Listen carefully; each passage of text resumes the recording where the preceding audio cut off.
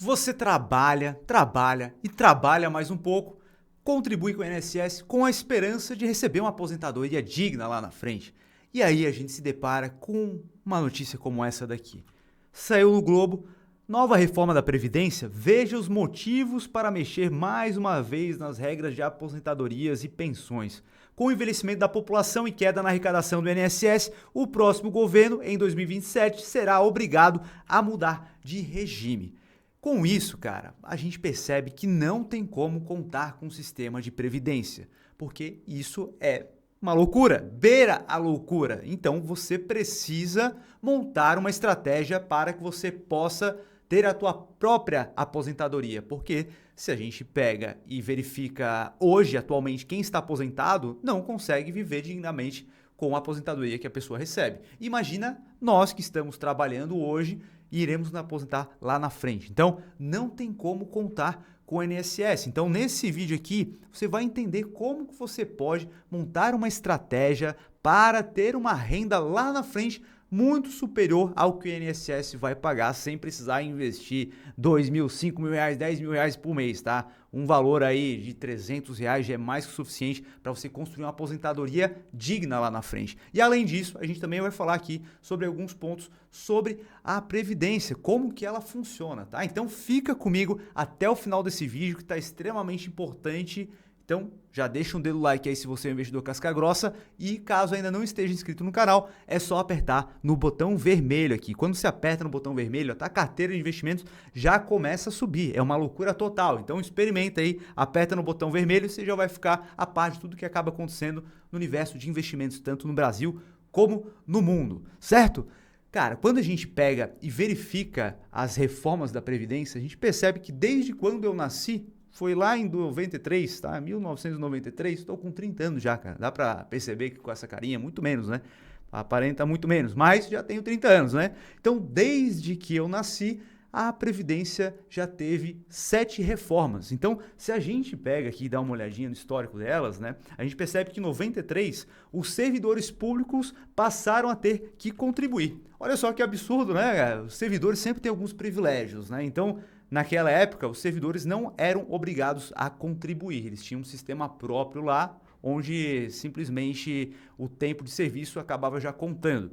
Agora, em 98, a gente teve outras mudanças, né? Critério para aposentadoria era apenas por tempo de serviço e passou a considerar também a contribuição. Então, agora a contribuição também é mais um fator. Então, já acaba mudando mais um pouco para quem estava naquele momento, contando com aquele status quo. Não, já mudou agora a regra, tá? E também mudou a idade mínima. Então, para mulheres, subiu para 48 anos e 30 anos de contribuição. Para os homens, 53 anos e 35 anos de contribuição. Já lá em 2003, deixou de ser calculada pela última remuneração e passou a considerar a média das contribuições. Então, geralmente, quando a gente está chegando no final de carreira, a gente está ganhando um salário maior. Então, a contribuição acaba sendo maior e aí o cálculo era feito em relação à última remuneração. Mas não, agora é feita uma média das contribuições ali, certo? Então já fica pior, porque no início de carreira a gente ganha menos, contribui menos, então pega um histórico que não vai ficar tão favorável lá na frente. E também teve a taxação de servidores públicos aposentados. Então imagina, você era um servidor público já aposentado e aí você se depara que em 2003, agora você vai ter que pagar 11% sobre o benefício que você já recebe, né? Já está aposentado lá, bonitão na foto. Olha, aposentado, seguinte, agora em relação a essa aposentadoria que você recebe, manda 11% para cá, meu querido. Manda para cá, manda para cá. Então, porra, tu quer contar com esse tipo de previdência, cara? Pelo amor de Deus, né? Comenta aqui embaixo. Eu quero contar com o INSS. É muito bacana, eu vou ter uma vida muito maravilhosa lá na frente. Comenta aqui embaixo isso daí, cara. E em 2005, a gente teve mudança na regra de transição para aposentadoria integral dos servidores. E em 2012, mudança no cálculo para aposentadoria por invalidez, então mais uma mudança ali. 2015, elevou de 70 anos para 75 anos a aposentadoria compulsória de servidores. E em 2019, a gente teve outras mudanças significativas aqui. Então, acabou com a aposentadoria por tempo de contribuição, tá? Então, piorou aqui nesse sentido. Elevou a idade mínima de aposentadoria. Então, mulheres passou a 62 anos, homens 65 anos. e também erradicou a possibilidade de excluir da média de contribuições as 20 contribuições, 20% das menores contribuições, né? Então, é aquilo que eu falei anteriormente, a gente tem lá um momento da nossa carreira que a gente está começando no mercado de trabalho, ganha muito menos, contribuição pequena. Então, a gente poderia excluir 20% das contribuições menores e aí a gente faz uma média um pouco maior. Agora não, agora a média acaba sendo menor ainda, certo? Então a gente percebe que reformas irão acontecer e a gente contar com esse sistema aqui acaba sendo uma loucura. Principalmente pelo fato de que algumas pessoas não sabem como que a Previdência acaba funcionando. Então muitas pessoas acham que ela está contribuindo com a Previdência faz um caixinha lá com aquele dinheiro para ela, deixa guardadinho e vai entregar para ela com um rendimento, né? Quando ela for se aposentar. E não é assim que funciona. A Previdência, hoje quem paga, quem está aposentado, é quem está trabalhando. E isso a gente percebe que existe um grande problema aqui, que é justamente em relação à taxa de natalidade, né? A gente percebe que lá em 1960 nós tínhamos uma taxa de 6 filhos por mulher. E hoje essa taxa vem caindo. Hoje a taxa está em 1,65. Isso em 2020, né? Então a gente percebe que menos pessoas vêm nascendo, ou seja, uma força de trabalho cada vez menor para manter uma quantidade de aposentados maior no futuro. E a gente percebe também que a expectativa de vida vem aumentando, ou seja, as pessoas recebendo a aposentadoria tende a aumentar com o passar do tempo. Lá em 1950, a expectativa de vida para mulheres é de 51 anos, para homens, 45. Já em 2019, para mulheres, 80 anos e homens, 73 anos. As pessoas estão recebendo um período maior de aposentadoria. E a gente também percebe o envelhecimento da população, né? Com isso, a gente percebe que a projeção do IBGE para 2060 é que 32% da população com mais de 60 anos esteja em 32,2%, tá? Então, uma quantidade considerável de pessoas aposentadas lá no futuro que a gente não tem uma mão de obra nascendo para manter toda essa galera lá na frente,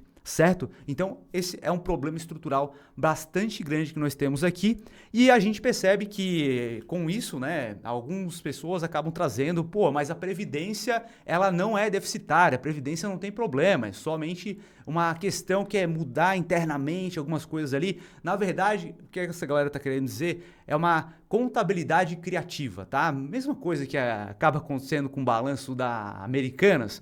Os caras pegam contabilidade, ó, a gente tem uma receita absurda e agora a gente consegue mover aqui os dados aqui para cá e um pouquinho para cá para a gente dar uma maquiada e não mostrar que está tendo um prejuízo absurdo aqui, tá? A gente bota essas contas de outras formas, apresenta de outros modos e tá tudo certo, tá superavitário. Ou seja, tá jogando a poeira para debaixo da mesa. Porque o que acaba acontecendo, né? Qual é a narrativa da galera? É que a Previdência, ela não é simplesmente a Previdência em si, ela faz parte da Seguridade. E a Seguridade é algo que deve ser dado pelo Estado, né? Então, para manter a Previdência, como a Previdência está dentro da Seguridade Social, uma fonte de recurso, que é a direta, é justamente a contribuição dos trabalhadores para ela, né? E outra fonte também é através dos tributos. Então, parte desses tributos vão sendo locados para a Seguridade Social e destrinchados. Então, é nesse momento da divisão ali de receitas é que, não, dá para deixar a Previdência superavitária, tá? Mas vai dar prejuízo em outras áreas também. E se a gente pega aqui, por exemplo, o site do próprio governo federal, a gente percebe que a própria Seguridade Social, ela é deficitária, tá? Então a gente percebe que regime geral da Previdência tem redução de mais de 23% do déficit nos 2 primeiros bimestres de 2023. Maravilha, pô, reduziu o déficit, beleza, mas é suficiente? Bem longe de ser suficiente, né? Então, a gente percebe que o déficit da Seguridade Social atingiu pouco mais de 113 bilhões, ou seja, um prejuízo de 113 bilhões para a Seguridade Social. O regime geral de previdência social apresentou a maior redução do déficit diante do mesmo período de 2022, né? Uma queda de 23,1%, passando de 113 bilhões para 79 bilhões. Pô, déficit, isso aqui é déficit tanto na Seguridade como na Previdência. Então, cara, não tem para onde fugir. As reformas serão necessárias para que a Previdência possa continuar existindo, certo? Então, com isso, a gente precisa começar a bolar uma forma de ser o autor, o responsável pelo nosso futuro. A gente não pode ficar delegando para político a nossa integridade, a nossa toda a estrutura que nós temos, né, de recursos para manter o nosso padrão de vida da nossa família, dar de mão beijada a decisão para um político, né? Não tem como fazer isso. A gente precisa tomar a nossa própria decisão hoje, pensando um pouco lá mais na frente. Então, o que a gente tem hoje que a gente pode utilizar para poder ter uma renda mensal caindo na nossa conta? Um instrumento que nós temos são os fundos imobiliários. Então, para você ter uma ideia, vamos dar uma olhada aqui nessa planilha para você verificar como que você pode planejar aí, tá? Então, por exemplo, se nós tivermos uma rentabilidade de 12% ao ano, em média, tá? Tem fundo imobiliário que está rendendo 8%, tem fundo imobiliário que está rendendo 12%, 13%, 14%. Se a gente pega uma média aí ao longo do tempo de 12% e a gente consiga fazer aportes mensais aí de R$300, por exemplo, nós vamos ter o seguinte, né? Para quem não sabe muito bem como que funciona juros compostos, né? O que acaba acontecendo aqui é o seguinte: você investiu os R$300. Os fundos imobiliários, eles te devolvem todos os meses ali uma espécie de aluguel, vai cair diretamente na tua conta. Então, com esse aluguel ali que você recebe, o ideal é que você pegue aquilo ali e já reinvista. Ou seja, pega aqui comigo, presta atenção para entender como que funciona isso. Você investiu hoje R$300. No mês seguinte, você vai ter os seus R$300 mais o rendimento, né? Então, se é 12% ao ano, né, você vai ter por mês aqui um rendimento de 2,85, certo? O que vai acontecer é que no mês seguinte, nós vamos colocar mais R$300, ou seja, a gente vai ter o somatório aqui, 300 mais 300, nosso patrimônio principal, mais o que rendeu. Ou seja, no outro mês, nós vamos ter um rendimento de 5,72. E assim por diante, como uma bola de neve. E a gente vai acumulando cada vez mais recursos. Pô, mas depois de 12 meses eu vou receber só R$36 por mês. Sim, cara, R$300 por mês. Tu não vai esperar botar R$300 por mês e depois de um ano receber R$1.000 por mês. Isso não faz o menor sentido. Porém, se a gente pega o período ali de contribuição, 35 anos. Imagina que ao longo de 35 anos você vai separar R$300 para investir todos os meses. Quanto que você vai ter de renda lá na frente? Então, 35 anos também é conhecido como 420 meses. Então, lá na frente, você vai rendendo juros sobre juros ali, né? Aluguel sobre aluguel, vai reinvestindo todo mês colocando R$300.